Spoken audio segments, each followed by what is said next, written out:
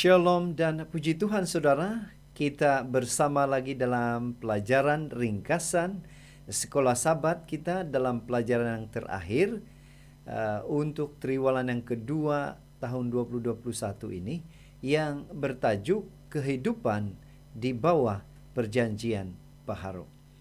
Namun sebelum kita meneruskan ringkasan kita saudara, mari kita tunduk kepala dan kita berdoa. Bapa Syurgawi, terima kasih karena kebaikan-Mu, khususnya bersama dengan kami di dalam pembelajaran sekolah Sabat kami pada minggu ini. Dalam nama Yesus kami berdoa. Amin. Sekali lagi saudara, saya mengucapkan terima kasih karena Anda terus bersama dengan saya di dalam ringkasan pelajaran sekolah Sabat setiap minggu, khususnya pada minggu ini. Pelajaran yang ke-13 yang bertajuk kehidupan di bawah perjanjian baharu.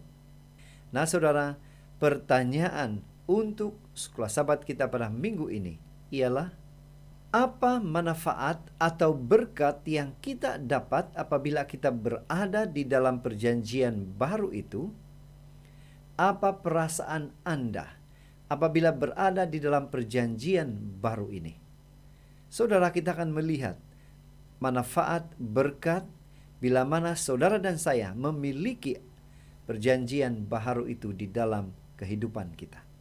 Seperti biasa, di screen adalah ayat-ayat Alkitab yang pastinya akan menolong setiap kita dalam mempelajari sekolah Sabat kita pada minggu ini.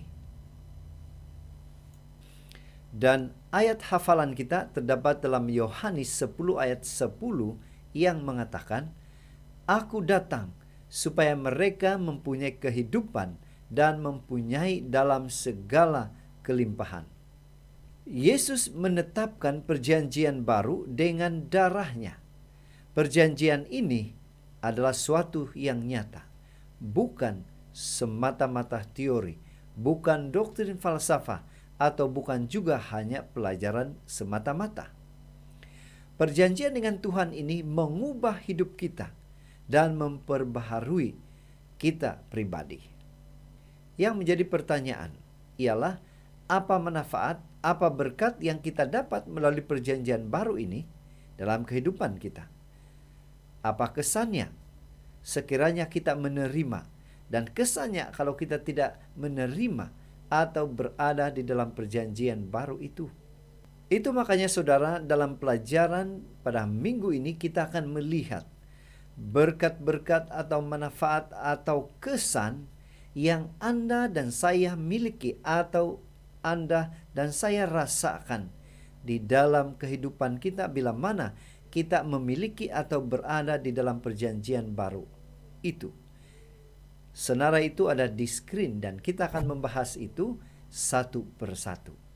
Kita ke berkat yang pertama, yaitu sukacita. Bagaimana berkat sukacita ini kita dapat atau miliki dalam perjanjian baru? 1 Yohanes 1 ayat 4 mengatakan, "Dan semuanya ini kami tuliskan kepadamu, supaya sukacita kami menjadi sempurna." Yesus berjanji kepada kita, kita akan menikmati sukacita penuh setelah kedatangannya yang kedua. Tetapi sukacita dari perjanjian baru adalah sesuatu yang dapat kita nikmati hari ini. Itu adalah inti utama kerajaan Tuhan sekarang, dan bahagian dari buah Roh Kudus di dalam Galatia 5. Sukacita ini bukanlah kebahagiaan yang singkat, melainkan kedamaian dalam hati. Bagaimana mendapatkan sukacita itu? Percaya kepada Yesus adalah cara untuk menerima sukacita itu.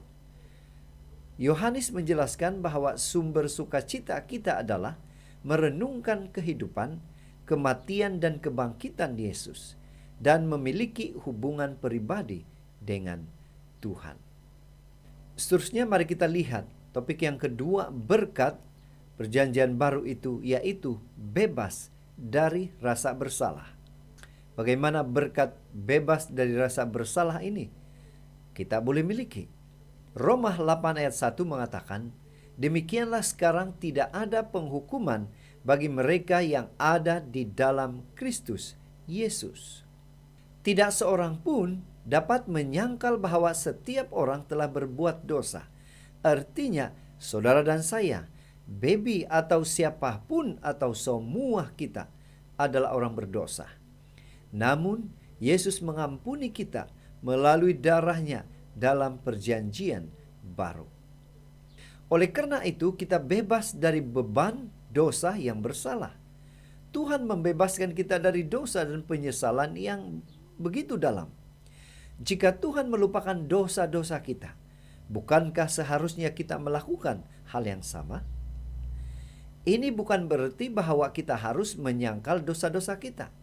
Karena Yesus membayar dosa-dosa kita, kita tidak lagi hidup di bawah penghukuman dosa. Kemudian topik yang ketiga, berkat seterusnya, yaitu kita akan memiliki pikiran yang baru. Bagaimana saudara? Bagaimana kita boleh mendapatkan ini? 1 Yohanes 4 ayat 16 mengatakan, kita telah mengenal dan telah percaya akan kasih Allah kepada kita. Allah adalah kasih, dan barang siapa tetap berada di dalam kasih, ia tetap berada di dalam Allah dan Allah di dalam dia. Apa yang menarik di sini saudara? Apa yang kita boleh pelajari? Pikiran dan perasaan kita diubahkan ketika kita mengenal kasih Tuhan dan mempercayainya. Kita diberi hati yang baru dan cara berpikir dan perasaan yang baru. Hukum Tuhan tertulis dalam hati kita. Dalam pikiran kita dipenuhi dengan kasih terhadap Tuhan dan sesama kita. Apabila Kristus hidup di dalam hati kita, iman dan pemahaman kita tentang kasih Tuhan bertumbuh. Kita dipenuhi dengan seluruh kepenuhan Tuhan, sehingga kita siap untuk mencerminkan tabiat Kristus. Dan berkat seterusnya, bahagian keempat atau topik keempat, yaitu berkat pengharapan hidup kekal. Bagaimana kita boleh memiliki berkat ini? Yohanes 11 ayat 25 hingga 26, jawab Yesus, akulah kebangkitan dan hidup. Barang siapa percaya kepadaku, ia akan hidup walaupun ia sudah mati. Dan setiap orang yang hidup dan yang percaya kepadaku tidak akan mati selama-lamanya. Percayakah engkau akan hal ini? Saudara, menjadi pertanyaan untuk setiap kita. Apakah kita percaya akan kebangkitan Yesus? Saudara, mari kita perhatikan. Ada dua kematian. Kematian pertama yang akan diderita oleh setiap orang. Saudara dan saya pasti akan satu hari nanti kita akan mati. Dan kematian kedua adalah kematian kekal. Tidak akan ada kebangkitan dari kematian kedua. Hanya mereka yang tidak tercatat dalam buku kehidupan yang akan mengalaminya, yaitu mereka yang memilih untuk tidak percaya kepada Yesus. Yesus meyakinkan kita bahwa kita tidak akan menderita kematian kekal. Harapan ini berdampak pada cara kita hidup saat ini. Perspektif kita berbeza ketika kita memahami bahwa kuburan bukanlah akhir kita, tetapi hidup yang kekal adalah tujuan akhir hidup kita. Kita mulai menikmati hidup yang kekal apabila kita membukakan hati kita kepada Yesus melalui pimpinan atau bisikan Roh Kudus. Kemudian yang terakhir saudara, topik yang kelima, berkat seterusnya, yaitu berkat sebuah misi. Bagaimana misi ini boleh menjadi berkat kepada kita? 1 Petrus 2 ayat 9 mengatakan, tetapi kamulah bangsa yang terpilih, imamat yang rajani, bangsa yang kudus, umat kepunyaan Allah sendiri, supaya kamu memberitakan perbuatan-perbuatan yang besar dari Dia, yang telah memanggil kamu keluar dari kegelapan kepada terangnya yang ajaib.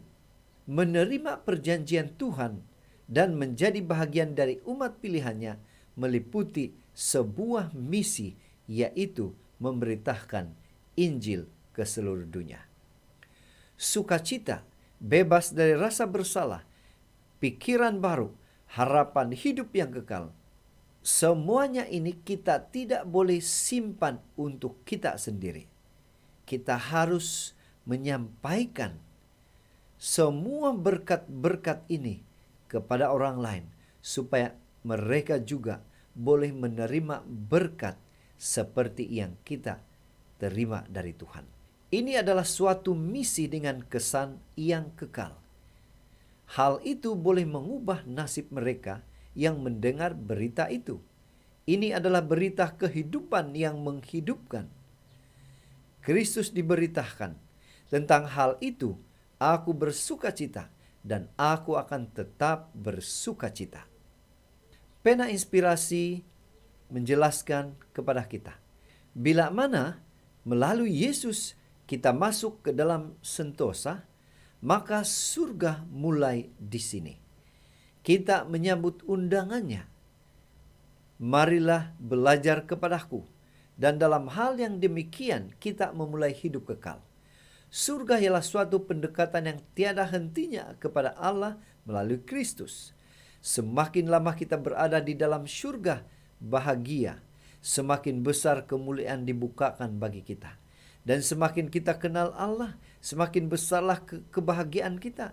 Jika kita berjalan dengan Yesus di dalam hidup ini, kita dapat dipenuhi dengan kasih-Nya, dipuaskan dengan kehadirannya. Jadi saudara, dari pelajaran Sekolah Sabat kita pada minggu ini, kita boleh menyimpulkan bahwa perjanjian yang kita pelajari pada minggu ini bukan hanya beberapa konsep teologi yang dalam, tetapi suatu perjanjian yang menegaskan ukuran hubungan kita dengan Kristus yang menyelamatkan. Satu hubungan yang memberikan manfaat yang luar biasa bagi kita sekarang dan pada saat Tuhan kembali kelak. Jadi saudara, begitulah ringkasan pelajaran Sekolah Sabat kita pada minggu ini. Semoga ringkasan ini boleh menjadi berkat kepada setiap kita. Untuk mengakhiri, mari kita tunduk kepala dan kita berdoa. Tuhan Bapa di syurga, terima kasih karena Engkau begitu baik, sehingga kami boleh mempelajari pelajaran Sekolah Sabat kami dengan baik juga. Kami mohon semuanya ini, dalam nama Yesus kami sudah berdoa. Amin.